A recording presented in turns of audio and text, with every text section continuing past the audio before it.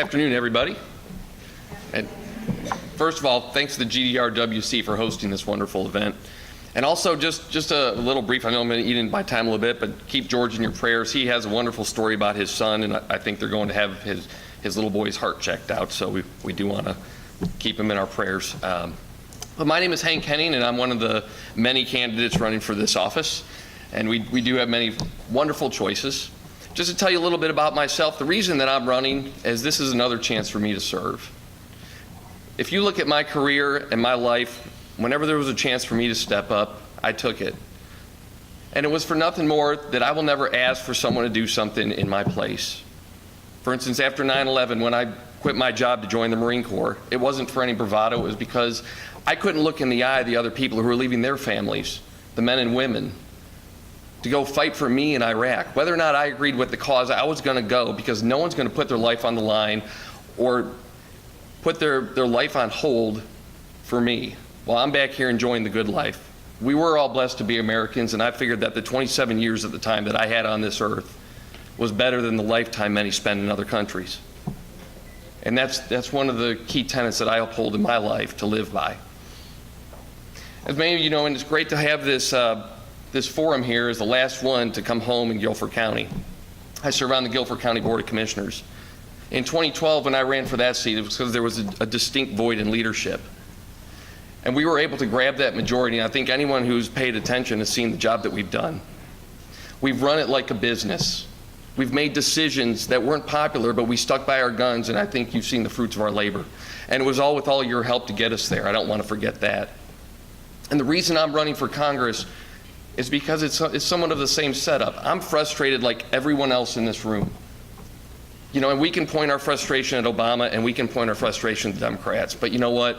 I'm frustrated with the Republican Party because they don't stand up.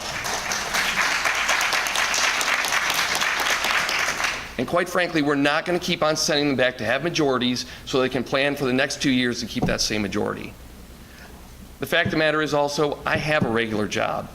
I go to work every day in the HVAC trade. I'm just a regular working man.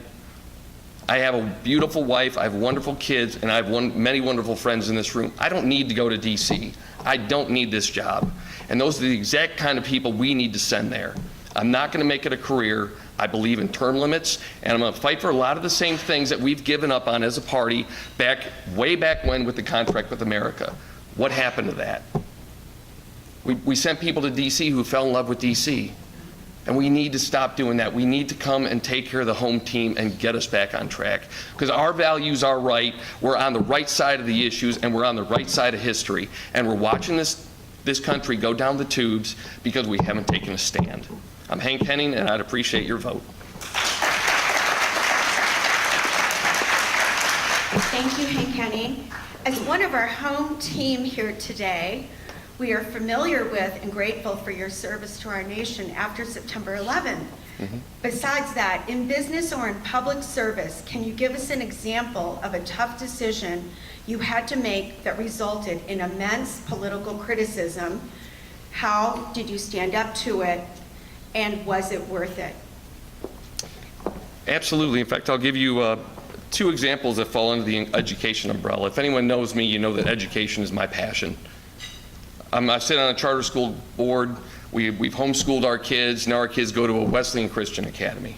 And I believe choice is essential for everyone and all parents, and it's what the foundation of the country is built on to give our kids that. I took a stand along with my wife and led the charge to fight Common Core in this county. And we're still fighting that fight because it needs to be repealed. But also, when the Say Yes to Education thing came into this county, which for those who don't know, it's potentially helping to fund the tuition for college.